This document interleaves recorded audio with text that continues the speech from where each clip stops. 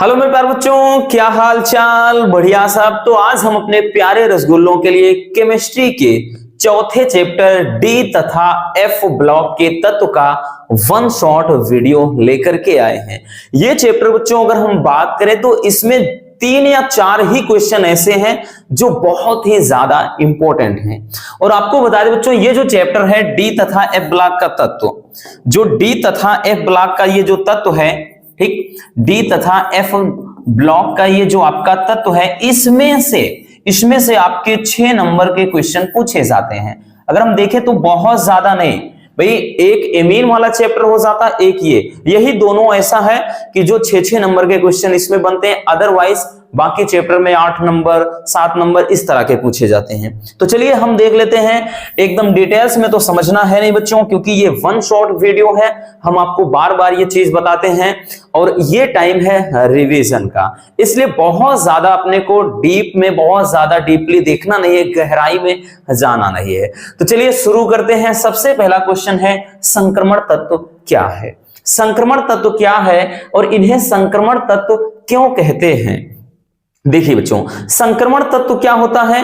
तो D block के तत्वों को, ठीक, जो डी ब्लॉक के तत्व होते हैं, तो डी ब्लॉक के तत्वों को बच्चों क्या कहते हैं? संक्रमण तत्व कहते हैं। ठीक, डी ब्लॉक के तत्वों को ही संक्रमण तत्व कहते हैं, इतना याद रखिए। अब डी ब्लॉक के तत्व क्या होते हैं? तो ऐसे तत्व जिनका इलेक्ट्रॉनिक विन्यास करने पर अंतिम इलेक्ट्रॉन जो है वो डी कक्षक या डी उपकोष में प्रवेश कर जाते हैं। ठीक, यानी अगर हम इनका इलेक्ट्रॉनिक विन्यास करेंगे तो इलेक्ट्रॉनिक विन्यास करने पर जो अंतिम इलेक्ट्रॉन होते हैं वो डी उपकोष में पहुंचते हैं, तब उन तत्वों को कहा जाता है डी ब्लॉक के तत्व। ठीक, जैसे आप पेरियोडिक टेबल देख रहे हैं बच्चों, शायद उतना प्रॉपर दिख ना रहा होगा, बट इतना समझने के लिए पर्याप्त है। अगर हम बात करें तो ये जो आपका पोर्शन है यहां से यहां, ठीक, ये जो आपके 2 लाइन दिख रहे हैं बच्चों, ठीक, ये वाले, ये जो 2 आपके, ठीक, ये जो 2 आपके स्तंभ दिख रहे हैं, ये क्या हैं? इन्हीं को कहते हैं एस ब्लॉक के तत्व। इनको कहते हैं बच्चों एस ब्लॉक। क्या कहते हैं? S block. ठीक, जैसे हमने बताया था ट्रिक के माध्यम, हाय लैला ने किया रब से फरियाद। ठीक, यानी हाइड्रोजन, लिथियम, उसके बाद फिर देखें सोडियम, पोटेशियम, रुबिडियम, ठीक, इस तरह से। उसके बाद हमने बताया था दूसरे में है जैसे बेचारे मजनू का सर बड़ा रूठा। ठीक, यानी बेरिलियम है, मैग्नीशियम है, कैल्शियम है, इस तरह से ट्रिक भी हमने बताया था याद करने के लिए। तो ये एस ब्लॉक हो जाता है। अगर हम इस तरफ आएंगे बच्चों, इस तरफ यहां से यहां तक के जो हैं ये आपके पी ब्लॉक एलिमेंट्स हैं। क्या है? तो ये पी ब्लॉक के तत्व हैं। ये एस ब्लॉक हो गया और उधर का बच्चों ये आपका इतना, ठीक, इतना वाला जो पार्ट है ये आपका हो जाता है पी ब्लॉक। ठीक, ये हो जाता है पी ब्लॉक। ठीक, तो एस हो गया और ये पी हो गया, और बीच वाला जो इतना कॉलम आपको दिख रहा है, तो ये जो कॉलम दिख रहा है मेरे प्यारे रसगुल्लों, इन्हीं को अपन कहते हैं, क्या बोलते हैं? तो ये है डी ब्लॉक। क्या है? डी ब्लॉक है। ठीक, अब डी ब्लॉक ये हो जाते हैं। उसके बाद अगर हम बात करें तो आपको 2 नीचे इस तरह से 36 पंक्तियां दिखाई पड़ रही हैं। ये ऊर्ध्वाधर है, स्तंभ है, ठीक, ये ऐसे ऐसे आवर्त बोलते हैं इनको। तो ये 2 36 पंक्तियां अपने को दिखाई पड़ रही हैं, ठीक है ना? ये 2 36 पंक्तियां, एक ये है एक ये, इनको कहते हैं एफ ब्लॉक। और इनको पेरियोडिक टेबल में, मतलब जो आवर्त सारणी है उसके नीचे स्थान दिया गया है। हालांकि ये जो है बच्चों, इनको ये डी ब्लॉक जो होते हैं इन्हीं में से, ठीक, इन्हीं में, यानी संक्रमण तत्व के अंदर ही इन्वॉल्व होते हैं, इसी कारण इनको आंतरिक संक्रमण तत्व कहते हैं, वो बाद में सीखेंगे। ठीक, लेकिन इनको क्या कहते हैं? F block. तो आपके पेरियोडिक टेबल का जो लॉन्ग फॉर्म होता है उसमें 4 ब्लॉक होते हैं। कौन कौन? S block, P block, D block और एफ ब्लॉक। तो हमारा क्वेश्चन ये है कि संक्रमण तत्व क्या है और इन्हें संक्रमण तत्व क्यों कहते हैं? तो सबसे पहले हमने ये बताया बच्चों कि ऐसे तत्व जिनका इलेक्ट्रॉनिक विन्यास करने पर अंतिम इलेक्ट्रॉन डी कक्षक में या डी उपकोष में भरते हैं या प्रवेश करते हैं, उन्हें डी ब्लॉक एलिमेंट्स कहते हैं, यानी डी ब्लॉक के तत्व कहते हैं। ठीक, और डी ब्लॉक के तत्वों को ही क्या कहते हैं बच्चों? ट्रांजिशन मेटल बोलते हैं, यानी संक्रमण धातुएं बोलते हैं, या फिर संक्रमण तत्व के नाम से। अब संक्रमण तत्व कहते क्यों है, क्वेश्चन हमारा ये है। देखिए संक्रमण का मतलब क्या है? संक्रमण अगर किसी चीज में एक बीमारी के रूप में हम जानते हैं, बायोलॉजी में आपने पढ़ा होगा भाई, संक्रमण का मतलब जैसे अगर शरीर में कोई संक्रमण हो रहा है तो हमारे बॉडी के अंदर हो रहा है, बॉडी के अंदर हो रहा है। इसी तरह जो ये डी ब्लॉक के एलिमेंट्स हैं ये एस और पी के बीच में है, यानी जैसे हमारे शरीर के बीच में कोई रोग बैठा है उसी तरह एस और पी के बीच में ये डी ब्लॉक के तत्व बैठे हैं, इसी कारण इनको संक्रमण तत्व कहा जाता है। कहने का मतलब यह है कि डी ब्लॉक के जो तत्व होते हैं एस तथा पी ब्लॉक के बीच में स्थित होते हैं, एस तथा पी ब्लॉक के बीच में स्थित होते हैं, इसी कारण से इनको क्या कहा जाता है? संक्रमण तत्व कहा जाता है। क्लियर हो गया? बहुत ज्यादा डीपली अपने को जाना नहीं है रसगुल्लों, ठीक। और इनका इलेक्ट्रॉनिक विन्यास बहुत ज्यादा पूछा जाता है, संक्रमण तत्वों का इलेक्ट्रॉनिक विन्यास पूछता है, तो चलिए वो देखते हैं। ठीक, इनका इलेक्ट्रॉनिक विन्यास, तो संक्रमण तत्व का हम देखेंगे इलेक्ट्रॉनिक विन्यास।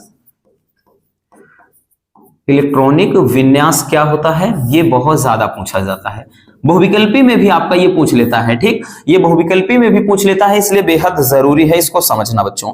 तो जो संक्रमण तत्व होते हैं इनका इलेक्ट्रॉनिक विन्यास, यानी कि एक फार्मूले की तरह से आप याद कर लीजिए, इनके जो बाह्य कोश का इलेक्ट्रॉनिक विन्यास होता है बच्चों वो होता है n-1 इंटू डी में 1 to 10, यानी 1 से लेकर 10 तक इलेक्ट्रॉन, फिर इंटू ns इसमें 1 से लेकर 2 तक, इतना याद रखना। ठीक, ये एक आप फार्मूले की तरह से याद रख सकते हैं कि जो इनका इलेक्ट्रॉनिक विन्यास होता है इस तरह से होता है, यानी इनके जो अंतिम इलेक्ट्रॉन होते हैं ठीक वो क्या होते हैं? डी उपकोष में आंशिक रूप से भरे होते हैं। ठीक, जैसे अगर हम कोई एग्जांपल ले लेते हैं, यस बोले तो स्कैंडियम है, ठीक, यही स्कैंडियम है ये, ठीक, ये जो आपको दिख रहा है यहां पर स्कैंडियम जैसे ले लेते हैं, इसका अगर हम इलेक्ट्रॉनिक विन्यास करते हैं तो ये क्या हो जाएगा भाई?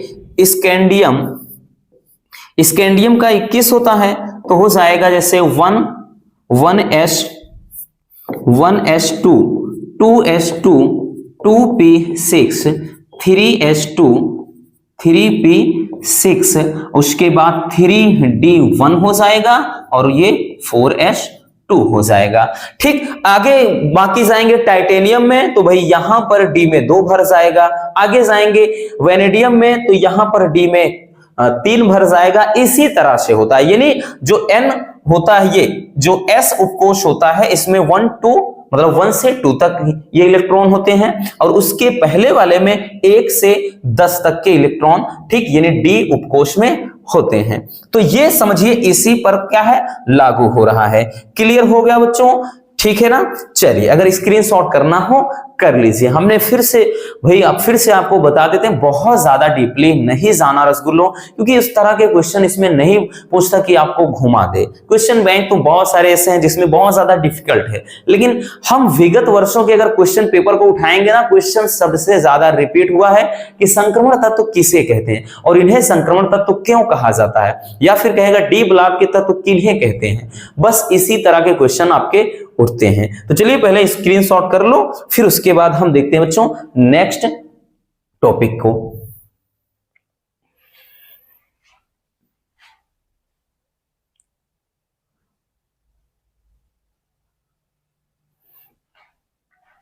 चलिए हो गया बच्चों। चलिए अब हम देखते हैं नेक्स्ट क्वेश्चन। हमारा नेक्स्ट क्वेश्चन क्या है? अगला क्वेश्चन है बच्चों, ये क्वेश्चन बेहद इंपॉर्टेंट है, ये तो और भी ज्यादा इंपॉर्टेंट है ठीक, इसलिए बच्चों इसको अच्छे से देख लीजिए। क्वेश्चन ये है कि संक्रमण तत्वों के अभिलक्षणिक गुण लिखिए, या फिर कहेगा बच्चों संक्रमण तत्वों के लक्षण लिखिए। देखिए क्वेश्चन किस तरह से पूछेगा, गौर से समझिएगा। लक्षण कहेगा या इनके गुण कहेगा या फिर कहेगा बच्चों विशेषता, ठीक, विशेषता पूछेगा। तो याद रखना सब एक ही चीज है और ये ऐसा कोई साल नहीं जो ना पूछा गया हो, ऐसा कोई साल नहीं बच्चों कि जब ये क्वेश्चन ना दिखाई पड़ा हो, इसलिए 100% श्योर है रसगुल्लो ये क्वेश्चन पूछा जाएगा। अब किस सेट में आएगा भाई ये तो नहीं पता, क्योंकि हो सकता है 1 में पूछे, 2 में पूछे, 3 में, अब किस में आएगा वो हमें नहीं मालूम, लेकिन इतना याद रखना कि भाई ये 100% पूछा जाने वाला क्वेश्चन है। तो संक्रमण तत्व के विलक्षणिक गुण या संक्रमण तत्व की विशेषताएं क्या है, पूछ लेगा संक्रमण तत्व की किन्हीं 4 विशेषता लिखिए, ठीक, इस तरह से क्वेश्चन बनता है। या संक्रमण तत्व की 3 विशेषता लिखिए। देखिए बच्चों, संक्रमण तत्व के लक्षण क्या है, सबसे पहला ध्यान से समझना, सबसे पहला है कि सभी संक्रमण तत्व उच्च गलनांक, सभी संक्रमण तत्व उच्च गलनांक और उच्च क्वथनांक के होते हैं, ठीक, जितने भी संक्रमण तत्व होते हैं वो उच्च गलनांक और उच्च क्वथनांक वाले होते हैं। दूसरा है कि इनमें अधिकांश धातुएं रंगीन यौगिक बनाते हैं, ठीक, संक्रमण तत्व की अधिकांश धातुएं रंगीन आयन बनाते हैं और ये मोस्ट इंपोर्टेंट है, 2023 में भी ये 3 सेट में पूछा था और इसका भी रीजन भी हम आगे कारण भी बताएंगे, ठीक, सबका कारण देखेंगे, डोंट वरी। नेक्स्ट है बच्चों, अभी तो केवल लक्षण देख रहे हैं, गुण। अगला है कि ये धातुएं संकुल यौगिक बनाते हैं, संकुल बोले तो उपसह संयोजक यौगिक। ज्यादातर जो संक्रमण धातुएं होते हैं आपने देखा होगा इस तरह से K3 Fe CN6 ऐसे लिखा होता है ना उपसह संयोजक यौगिक में, ये उपसह संयोजक यौगिक या संकुल यौगिक है। तो संकुल यौगिक में क्या होता है बच्चों, ये संक्रमण धातुओं का इस्तेमाल किया जाता है, यानी संक्रमण धातुओं के मतलब तत्व मिलकर के ही संकुल यौगिक बनाते हैं। क्लियर, चलिए अगला देखते हैं कि ये परिवर्ती ऑक्सीकरण अवस्था का प्रदर्शन करते हैं, यानी परिवर्ती ऑक्सीकरण संख्या, अपवाद को अगर छोड़ दिया जाए 1-2 ऐसे हैं अपवाद स्वरूप, नहीं तो बाकी जितने हैं अधिकांश जो इसमें तत्व होते हैं बच्चों उनकी जो ऑक्सीकरण संख्या ऑक्सीडेशन नंबर होती है वो परिवर्ती होती है, यानी बदलते रहते हैं, ठीक है ना। ये 1 से अधिक +1 +2 +3 इस तरह से दर्शाते हैं। अगला है कि ये सामान्यतः अनुचुंबकीय होते हैं, ये भी बेहद इंपॉर्टेंट क्वेश्चन है बच्चों, ये भी 2023 में 2 से 3 सेट में पूछा था, ठीक, पूछा था कि मतलब संक्रमण तत्व अनुचुंबकीय लक्षण दर्शाते हैं क्यों, इस तरह से कारण वाले प्रश्न इसमें ज्यादा हैं इस चैप्टर में, ठीक, तो ये हो जाता है एक लक्षण। अगला है कि ये अच्छे उत्प्रेरक की मतलब उत्प्रेरक की तरह कार्य करते हैं या ये अच्छे उत्प्रेरक होते हैं, ये भी क्वेश्चन बेहद इंपॉर्टेंट है। और नेक्स्ट है इसका लक्षण कि इनमें धात्विक चालकता उपस्थित होती है, कहने का मतलब ये सारे के सारे मेटल होते हैं, ठीक, धातु होते हैं। क्लियर हो गया, तो ये है बच्चों संक्रमण तत्वों के अभिलक्षण या संक्रमण तत्वों के गुण या संक्रमण तत्वों की विशेषताएं। क्लियर हो गया, चलिए स्क्रीनशॉट कर लीजिए, फिर हम देखते हैं अगला क्वेश्चन।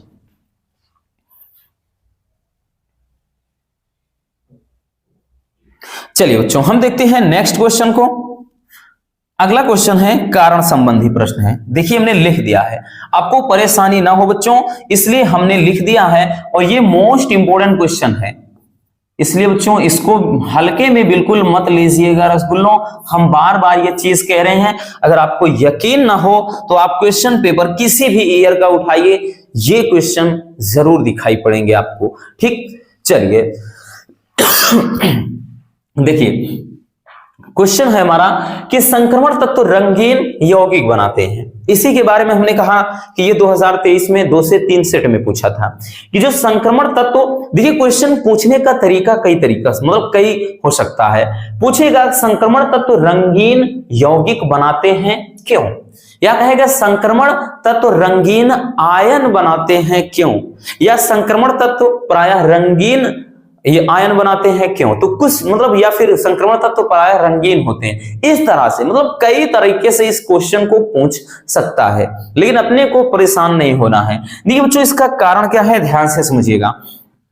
जो संक्रमण तत्व होते हैं ये ठोस अवस्था और जलीय विलयन, ठीक, यानी जब संक्रमण तत्व बच्चों ठोस अवस्था में रहेंगे, ठीक, जो स्कैंडियम है, वेनेडियम है, टाइटेनियम, इनकी बात कर रहे हैं, तो ठीक, आयरन वगैरह, तो जो संक्रमण तत्व होंगे या तो ठोस अवस्था में रहें या फिर जलीय अवस्था में, इन दोनों अवस्थाओं में ये रंगीन आयन बनाते हैं। यानी जब ये सॉलिड फॉर्म में होंगे तब भी ये रंगीन दिखाई पड़ते हैं, और ये जलीय विलयन में, ठीक, जब जलीय विलयन इनका तैयार किया जाता है तब भी रंगीन दिखाते हैं। कारण क्या है सुनिएगा। इसका कारण यह है बच्चों कि जब संक्रमण धातु आयन पर श्वेत प्रकाश पड़ता है, ठीक, जैसे ये कोई धातु है, ठीक है ना, इस धातु पर क्या है, सूर्य का प्रकाश, ठीक, पड़ रहा है। जब इस पर क्या होता है, इनके आयनों पर श्वेत प्रकाश पड़ता है तो अपूर्ण कक्षकों में उपस्थित जो अयुग्मिक इलेक्ट्रॉन होते हैं, यानी जो n-1 इंटू डी में, हमने बताया ना इसमें आंशिक इलेक्ट्रॉन भरे होते हैं, ठीक, शुरू में ही बताया। इसमें क्या होते हैं, जो अयुग्मित इलेक्ट्रॉन होते हैं वो प्रकाश का अवशोषण कर लेते हैं, ठीक, वो प्रकाश का अवशोषण करके निम्न ऊर्जा वाले कक्षक से उच्च ऊर्जा वाले कक्षक में चले जाते हैं।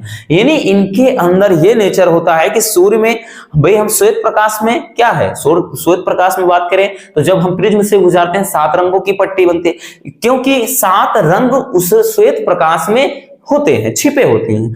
तो इसमें होता क्या है कि इसमें हर एक तत्व के अंदर ये एक लक्षण होता है, एक नेचुरल गुण होता है कि उनमें क्या होता है कि विभिन्न प्रकार के रंगों को अवशोषण करने की क्षमता होती है। इसी कारण जो अलग अलग तत्व होते हैं वो सूर्य के प्रकाश से अलग अलग, यानी श्वेत प्रकाश से अलग अलग प्रकार के तरंगदैर्घ्य की जो प्रकाश की किरणें होती हैं उनका अवशोषण कर लेती हैं, और अवशोषण जो जिस रंग का कर लिया उसी के कारण वो उस रंग का दिखाई पड़ने लगता है।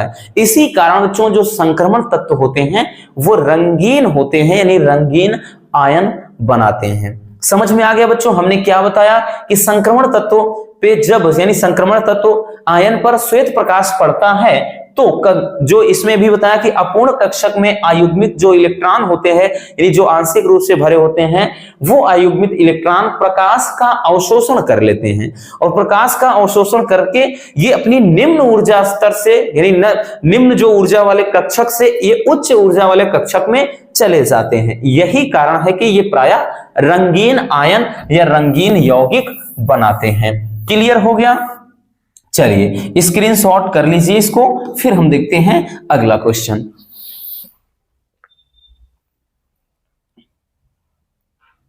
चलिए बच्चों अब देखते हैं नेक्स्ट क्वेश्चन को। चलिए ये क्वेश्चन भी बेहद इंपॉर्टेंट है। ये क्वेश्चन भी 2 से 3 सेट में पूछा गया था 2023 में। 23 की ही बात नहीं कर रहे हैं बच्चों, 2022 में भी देखेंगे तो 2 से 3 सेट में आया है, उसके पहले भी आप देखेंगे। तो ये क्वेश्चन ही इतने ज्यादा इंपॉर्टेंट है कि भाई अगर 7 सेट बनने हैं कहां से देगा। कुल मिलाकर चैप्टर में अगर 7 से 8 या 9 इंपॉर्टेंट क्वेश्चन है तो भाई देगा क्या, वही घुमा फिरा कर बार बार पूछता है। ठीक, तो चलिए देख लेते हैं। क्वेश्चन है बच्चों कि संक्रमण तत्व अनुचुंबकीय लक्षण प्रकट करते हैं। ठीक, अनुचुंबकीय लक्षण ये या अनुचुंबकीय गुण दर्शाते हैं। इनमें क्या होता है, अनुचुंबकीय गुण होता है। कारण क्या है चलिए देखते हैं। देखिए बच्चों, जो संक्रमण तत्व और आयन, संक्रमण तत्व हो या फिर संक्रमण आयन हो, ये अयुग्मित इलेक्ट्रॉनों की संख्या का प्रदर्शन करते हैं। ठीक, अयुग्मित इलेक्ट्रॉनों की संख्या का प्रदर्शन करते हैं। और कहने का मतलब ये है कि जो अनुचुंबकीय लक्षण को मतलब ये दर्शाते हैं। कौन? संक्रमण तत्व। ठीक, कि जो संक्रमण तत्व हैं या आयन है अयुग्मित इलेक्ट्रॉनों की संख्या का प्रदर्शन करते हैं। कहने का मतलब ये है इसका कि ये अनुचुंबकीय लक्षण को दर्शाते हैं। इसका कारण यह है बच्चों कि हमने बताया ना कि n-1 इंटू डी उपकोष में प्रायः अयुग्मित इलेक्ट्रॉन होते हैं। सब में रीजन केवल यही है बच्चों कि जो संक्रमण तत्व होते हैं उनमें n-1 इंटू डी उपकोष आंशिक रूप से भरे होते हैं, यानी इसमें इलेक्ट्रॉन क्या है, पूरी तरह से भरे नहीं होते हैं। इसी कारण से ये इधर उधर लगे रहते हैं। ठीक, अयुग्मित इलेक्ट्रॉन होते हैं, और जब इनमें अयुग्मित इलेक्ट्रॉन नहीं होते हैं तो उस दशा में इनके जो आयन है वो प्रतिचुंबकीय गुण दर्शाते हैं। यानी इनमें अनुचुंबकीय गुण कब होता है, जब इस वाले कक्षक में अयुग्मित इलेक्ट्रॉन भरा होगा। ठीक, अयुग्मित इलेक्ट्रॉन भरा होगा। और ये अनुचुंबकीय गुण कब नहीं दर्शाएंगे? जब इसमें अयुग्मित इलेक्ट्रॉन नहीं भरे होंगे। ये पूर्ण रूप से अगर भर जाएगा तो इनमें प्रतिचुंबकीय गुण आ जाएगा, यानी चुंबकत्व का जो गुण है वो समाप्त हो जाएगा। और बाकी बात करें तो इसमें इसकी मदद से इसमें चुंबकीय आघूर्ण के लिए भी कभी कभार पूछता है कि चुंबकीय आघूर्ण का सूत्र लिखिए। तो चुंबकीय आघूर्ण, ठीक, चुंबकीय आघूर्ण के लिए जो फार्मूला होता है म्यू बराबर हो जाता है बच्चों फार्मूला रूट में n कोष्टक में n-2, ठीक, ये फार्मूला हो जाता है, ठीक है ना। यहां से bm इसकी इकाई है, ठीक, bm इसका मात्रक है और मैग्नेटॉन होता है, ठीक। ये तो ये अनुचुंबकीय, जहां म्यू क्या है चुंबकीय आघूर्ण है, n क्या है अयुग्मित इलेक्ट्रॉनों की संख्या, ठीक है ना। n क्या है बच्चों? तो n अयुग्मित इलेक्ट्रॉनों की संख्या, अयुग्मित इलेक्ट्रॉनों की संख्या, अयुग्मित इलेक्ट्रॉनों की क्या है? संख्या है। क्लियर हो गया बच्चों ये चीज, ठीक। तो कारण समझ में आ गया। सब में कारण बस इतना, अगर दिमाग से निकल जाए इतना याद रखना, जितने भी चीज है, जितने भी इसमें कारण वाले हैं, बस सिर्फ एक ही कारण होता है कि जो डी उपकोष होते हैं, यानी संक्रमण तत्व में जो डी उपकोष होते हैं बाह्य कोश में, वो आंशिक रूप से भरे होते हैं, यानी उसमें इलेक्ट्रॉन क्या होते हैं? अयुग्मित होते हैं, जोड़े नहीं होते हैं, उसमें इलेक्ट्रॉन आंशिक भरे होते हैं, पूर्ण रूप से नहीं होते हैं, यानी वो कक्षक ही अपूर्ण होता है। इसी के कारण सारी ये घटनाएं होती हैं। क्लियर हो गया? चलिए बच्चों स्क्रीनशॉट कर लो। चलिए अब हम देखते हैं नेक्स्ट क्वेश्चन को। हमारा नेक्स्ट क्वेश्चन क्या है? नेक्स्ट क्वेश्चन बच्चों क्वेश्चन नंबर 3। देखिए क्वेश्चन नंबर 3 क्या है कि संक्रमण तत्व या इनके यौगिक एक उत्तम उत्प्रेरक का कार्य करते हैं। यह भी काफी इंपॉर्टेंट है कि ये एक उत्प्रेरक का भी काम करते हैं। जो लक्षण है बच्चों, उसी लक्षण का ये सब का सब हम रीजन देख रहे हैं, कारण देख रहे हैं। बहुत ही सिंपल से सिंपल वर्ड्स को लिखा है ताकि एक बार में अच्छे से आपको समझ में आ जाए। क्लियर? देखिए बच्चों, संक्रमण तत्व कह रहा है कि एक उत्तम उत्प्रेरक। उत्प्रेरक किसे कहते हैं? हमको पता है कि ऐसे, ठीक, ऐसे मतलब जैसे उत्प्रेरक क्या होते हैं? जो अभिक्रिया की दर को बढ़ाते हैं, ऐसे कारक को हम कहते हैं उत्प्रेरक। उत्प्रेरक का मतलब उत्प्रेरित करना, उत्प्रेरित का मतलब उत्तेजित कर देना, यानी किसी भी अभिक्रिया की दर को बढ़ाने का काम जो करते हैं वो होते हैं उत्प्रेरक। और जो क्रिया की दर को एकदम घटा देते हैं वो होते हैं उत्प्रेरक विष होते हैं। ठीक है ना? चलिए, तो उत्प्रेरक की तरह कार्य करते हैं, क्यों, क्या कारण है? चलिए देखते हैं। देखिए बच्चों, संक्रमण तत्व या उनके यौगिक, ठीक, संक्रमण तत्व या इनके यौगिक उत्प्रेरक के रूप में प्रयोग किए जाते हैं। ठीक, इसका कारण यह है कि ये परिवर्ती ऑक्सीकरण अवस्था को दर्शाते हैं। ठीक, ये परिवर्ती ऑक्सीकरण अवस्था को दर्शाते हैं। अब परिवर्ती ऑक्सीकरण अवस्था को दर्शाने का मतलब ही वही है कि अयुग्मित इलेक्ट्रॉन का होना, उसी के कारण ये परिवर्ती ऑक्सीकरण अवस्था को दर्शाते हैं। तथा इनके पास अपूर्ण n-1 इंटू डी उपकोष होता है, जिससे यह अभिक्रिया के वेग को क्या करते हैं रसगुल्लों? बढ़ा देते हैं। ये अभिक्रिया के वेग को बढ़ा देते हैं। बस इतना सा कारण है और कुछ नहीं चाहिए। आपका 2 क्वेश्चन देगा, 3 नंबर का पूछेगा, 1.5 नंबर के, इतना याद रखना। लेकिन है एकदम मक्खन, एकदम हलवा। ठीक, तो ये कारण हो जाता है कि इसीलिए ये अच्छे उत्प्रेरक होते हैं। अगला क्वेश्चन है बच्चों कि संक्रमण तत्व परिवर्ती ऑक्सीकरण अवस्था दर्शाते हैं, क्यों? चलिए ये भी हम देख लेते हैं। ठीक भाई, अगर ना समझ में आया अच्छे से कि परिवर्ती ऑक्सीकरण अवस्था को दर्शाते हैं ये क्या होता है, तो उसका भी कारण लिख लेते हैं।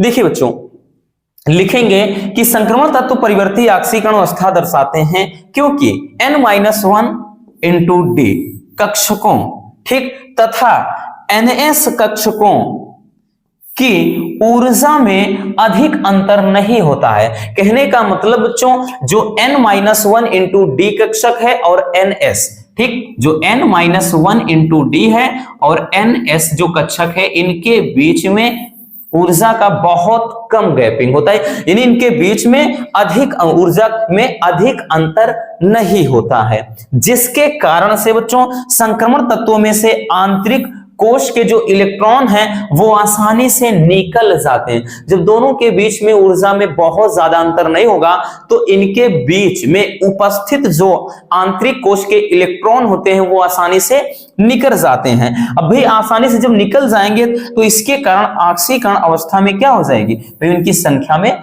वृद्धि हो जाती है, और यही कारण है कि ये परिवर्ती ऑक्सीकरण संख्या यानी +1 +2 +3 इस तरह से ये परिवर्ती ऑक्सीकरण अवस्था को दर्शाते हैं, फिक्स नहीं होता। हाँ, अपवाद स्वरूप 1-2 हैं जिनमें फिक्स होता है, नहीं तो ये सारे के सारे परिवर्ती ऑक्सीकरण अवस्था को ही दर्शाते हैं।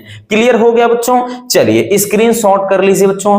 बार बार कह रहे हैं रसगुल्लों की बहुत ज्यादा डीपली नहीं जाना है, क्योंकि ये रिवीजन क्लास है, 1 शॉट वीडियो है, इसलिए जो है बस इतना आप तैयार करें, डेफिनेटली इससे आपको बहुत ही ज्यादा बेनिफिट मिलेगा। तो स्क्रीनशॉट कर लीजिए।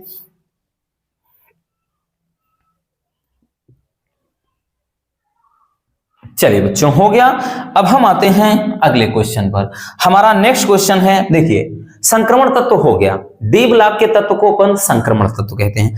अब आ जाता है आंतरिक संक्रमण तत्व, जिसको एफ ब्लॉक कहते हैं, क्योंकि डी और एफ 2 ही ब्लॉक हैं इसमें, ठीक है ना, एफ डी और एफ ब्लॉक हैं। तो ये चीज चलिए देखते हैं। देखिए बच्चों, क्वेश्चन है कि अंतः संक्रमण तत्व या बोलेगा आंतरिक संक्रमण तत्व किसे कहते हैं, और इनके सामान्य इलेक्ट्रॉनिक विन्यास लिखिए। इनमें इलेक्ट्रॉनिक विन्यास बहुत ज्यादा इंपॉर्टेंट है। तो देखिए, आंतरिक संक्रमण तत्व कहे या अंतः संक्रमण तत्व कहे, या फिर कह सकता है एफ ब्लॉक के तत्व किसे कहते हैं। तो भाई सारे क्वेश्चन का जो जवाब है वो एक ही होगा, परेशान मत रहिए। देखिए अंतः संक्रमण तत्व क्या होते हैं, अभी पेरियोडिक टेबल आपके सामने जो है इसमें हमने बताया कि ये क्या है, एस ब्लॉक है, ये क्या है, पी ब्लॉक है, ये क्या है, डी ब्लॉक है, और ये क्या है, एफ ब्लॉक है। ठीक, तो लिखेंगे क्या भाई, लिखेंगे कि ऐसे तत्व जिनका इलेक्ट्रॉनिक विन्यास करने पर, ऐसे तत्व जिनका इलेक्ट्रॉनिक विन्यास करने पर अंतिम इलेक्ट्रॉन एफ उपकोष में प्रवेश करते हैं, ऐसे तत्वों को एफ ब्लॉक के तत्व या फिर क्या कहेंगे बच्चों, अंतः संक्रमण तत्व, इनर ट्रांजिशन मेटल, ठीक, या इनर ट्रांजिशन एलिमेंट्स कहते हैं।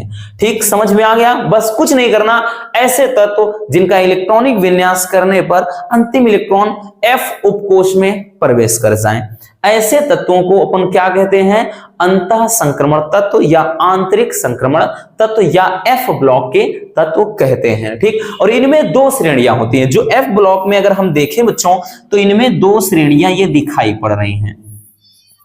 ठीक, एक तो है भाई यहां से, ठीक, 2 श्रेणियां आपके सामने यहां पर दिखाई पड़ रही हैं।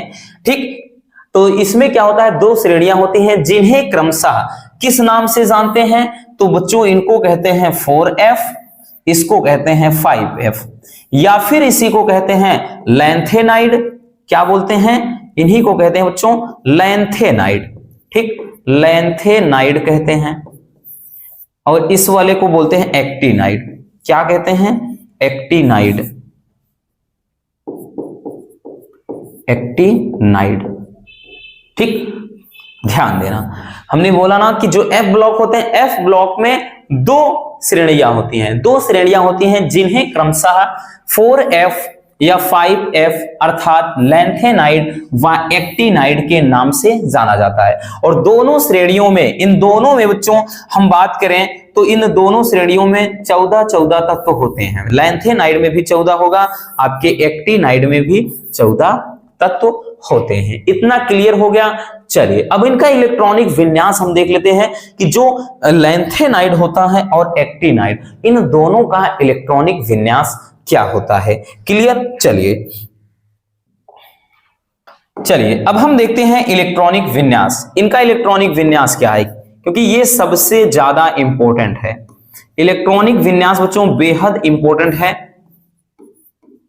बहुविकल्पी में तो पूछता ही पूछता है, आपके ये लॉन्ग क्वेश्चन में भी पूछ लेता है। तो सबसे पहले हम देखेंगे लैंथेनाइड का।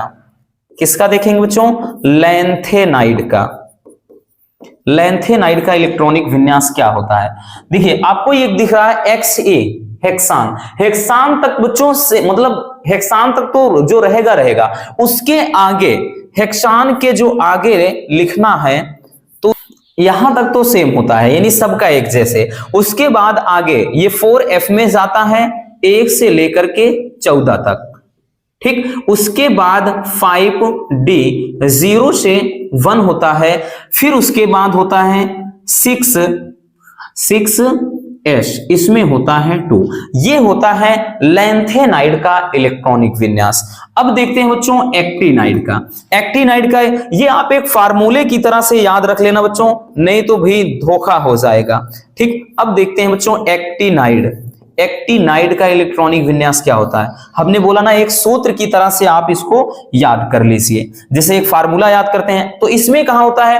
क्योंकि बच्चों देखिए यहां से उसके बाद शुरू इसका करते हैं, ठीक। फिर यहां तक इसमें क्या है? रेडान तक एक जैसे, रेडान के बाद हम आ जाते हैं किसमें? मतलब एक्टिनाइड में। तो इसमें जो आर्यन होता है, आर्यन तक मतलब सबका एक जैसे। उसके बाद आगे हम लेके चलते हैं बच्चों, तो यहां से होता है 5F 0 to 14। उसके बाद ये हो जाता है 6D 0 to 1 होता है, और उसके बाद 7S यहां पर 2। ये इलेक्ट्रॉनिक विन्यास हो जाता है, ठीक। इसको अच्छे से समझ लेना बच्चों।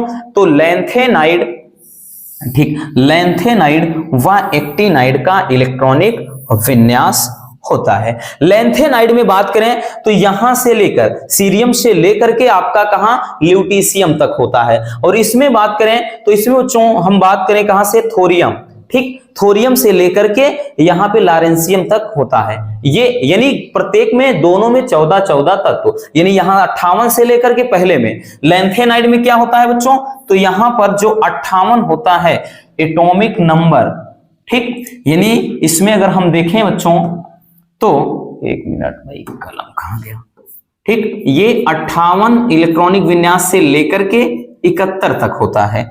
और दूसरे में बात करें तो दूसरे में होता है आपका 90 से लेकर के 103 तक, ठीक। हमने बताया ना इसमें पहले में सीरियम से लेकर के ल्यूटीशियम तक, इस वाले में, ठीक। और उसके बाद इसमें थोरियम 90 से लेकर के कहां तक? लारेंसियम LR यानी 103 तक। तो इस तरह से लैंथेनाइड एक्टिनाइड दोनों में 14 तत्व होते हैं। क्लियर हो गया? ये बेहद ज्यादा इंपॉर्टेंट है बच्चों, बहुत ज्यादा डीपली नहीं जाना, क्योंकि जितना ज्यादा हम अंदर जाएंगे उतना ज्यादा भाई हमारे दिमाग पर प्रेशर होगा। हम नहीं चाहते कि आपको हम ज्यादा प्रेशर दें भाई, अपने को मतलब यह है कि पढ़ो वही जो पेपर में आए। अब वक्त नहीं है इतना, समझ में आ गया बच्चों? तो बस ये चीज हो जाता है कि अंतः संक्रमण तत्व क्या है? तो ऐसे तत्व जिनका इलेक्ट्रॉनिक विन्यास करने पर अंतिम इलेक्ट्रॉन क्या है? F उपकोष्ठ में भरते हैं, ठीक। उन्हें कहते हैं F ब्लॉक के तत्व, या अंतः संक्रमण तत्व, या फिर आंतरिक संक्रमण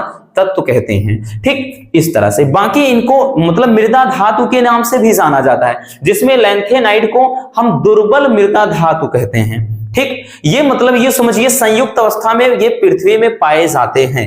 क्लियर हो गया? चलिए बच्चों, तो इसको भी स्क्रीनशॉट कर लीजिए, एक फार्मूले की तरह ये बच्चों इलेक्ट्रॉनिक विन्यास दोनों का आप रख लीजिएगा। चलिए अब हम देखते हैं नेक्स्ट क्वेश्चन। अगला क्वेश्चन क्या है? नेक्स्ट क्वेश्चन है कि लैंथेनाइड संकुचन क्या है, ठीक। लैंथेनाइड संकुचन किसे कहते हैं, और इन्हें लैंथेनाइड संकुचन मतलब जो लैंथेनाइड संकुचन होता है उस संकुचन का कारण क्या है, ठीक। ये क्वेश्चन भी काफी ज्यादा इंपॉर्टेंट है। देखिए बहुत ही सिंपल है। देखिए बच्चों लैंथेनाइड तत्वों के परमाणु क्रमांक बढ़ने के साथ साथ, ठीक। लैंथेनाइड में अभी हमने एक बताया कि भाई लैंथेनाइड में कहां? 58 यानी Ce से लेकर के, ठीक। लैंथेनाइड में Ce से लेकर के भाई कहां तक? ल्यूटीशियम, ठीक। कहां? 71 यानी ल्यूटीशियम तक। इसमें लैंथेनाइड में अगर हम देखें बच्चों तो ये जो आपका परमाणु भार बढ़ रहा है, ठीक है ना, इनके परमाणु क्रमांक परमाणु क्रमांक बढ़ रहा है। तो जब परमाणु क्रमांक बढ़ेगा, ठीक, इधर अगर हम देखें तो भाई परमाणु क्रमांक में क्या हो रहा है, वृद्धि।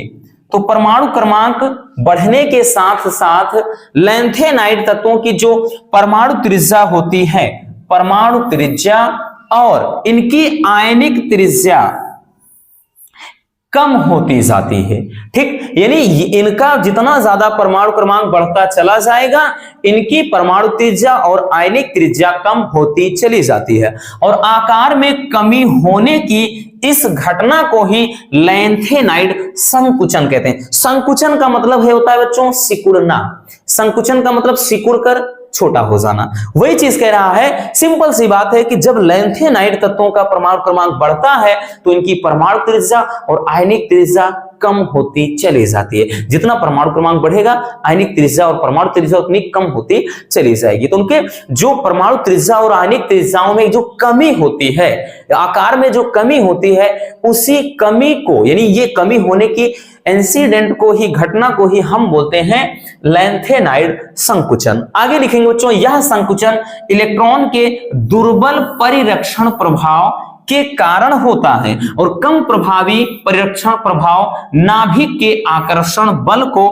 संतुलित नहीं कर पाता है। ठीक, यानी ये जो दुर्बल परिरक्षण प्रभाव होता है, ठीक, इसे क्या है, ये नाभिक के आकर्षण बल को ये संतुलित नहीं कर पाता है, जिसके कारण नाभिकीय जो आकर्षण बल है वो अधिक रहता है। अतः इन तत्वों का आकार में, इन तत्वों के आकार में क्या होती है, कमी आ जाती है। ठीक, बस इतना सा कारण है। कारण इतना याद रखना बच्चों, कारण हमने क्या बताया, कारण क्या होता है, तो ये जो संकुचन है, इस संकुचन का कारण है इलेक्ट्रॉन का दुर्बल परिरक्षण प्रभाव। ठीक, इलेक्ट्रॉन के दुर्बल परिरक्षण प्रभाव के कारण ही लैंथेनाइड संकुचन होता है। इतना याद रखिए बस, बाकी और आपको ज्यादा लिखने की कोई जरूरत है नहीं। क्लियर हो गया? चलिए इसको भी स्क्रीनशॉट कर लीजिए।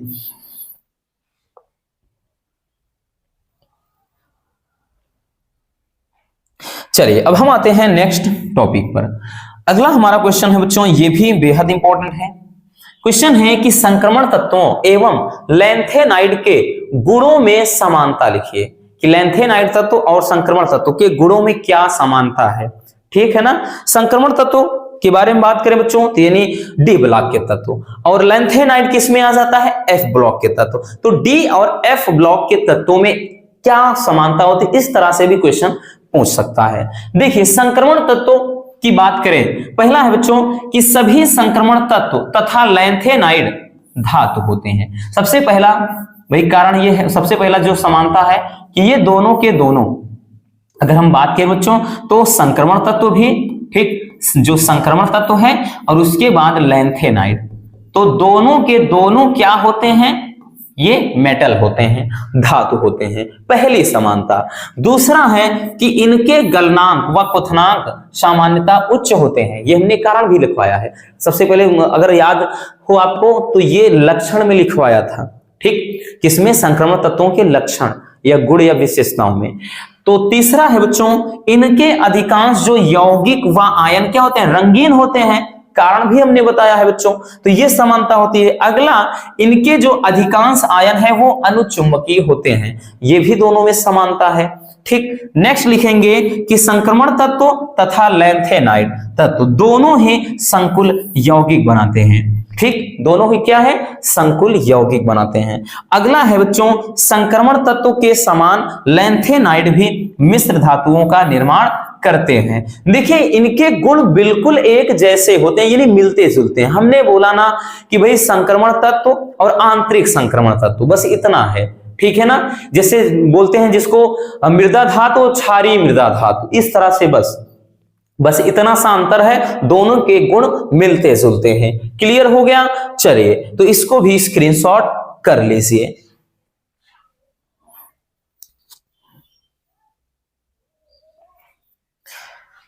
तो बस बच्चों आज के इस वीडियो में इतना ही। हालांकि इसमें लाल दवा KMnO4 और पोटेशियम परमैंगनेट के बनाने की विधि भी है, ठीक, तो इसको हमने ऑलरेडी एक वीडियो, अलग वीडियो में देखा है, बाकी आपको परेशान नहीं होना, सबसे ज्यादा जो इंपॉर्टेंट थे उनको तो हमने ऑलरेडी देख रखा है। तो बस आज के इस वीडियो में इतना ही, मिलते हैं किसी और ऐसे मजेदार टॉपिक के साथ। अगर वीडियो पसंद आई हो तो प्यार से एक लाइक कर देना, और नए हैं तो चैनल को सब्सक्राइब जरूर कर लीजिए। Love you, bye bye, take care. और हाँ, स्क्रीनशॉट तो कर लिया है ना, और एक प्यारा कॉमेंट करना बिल्कुल मत भूलिएगा रसगुल्लों।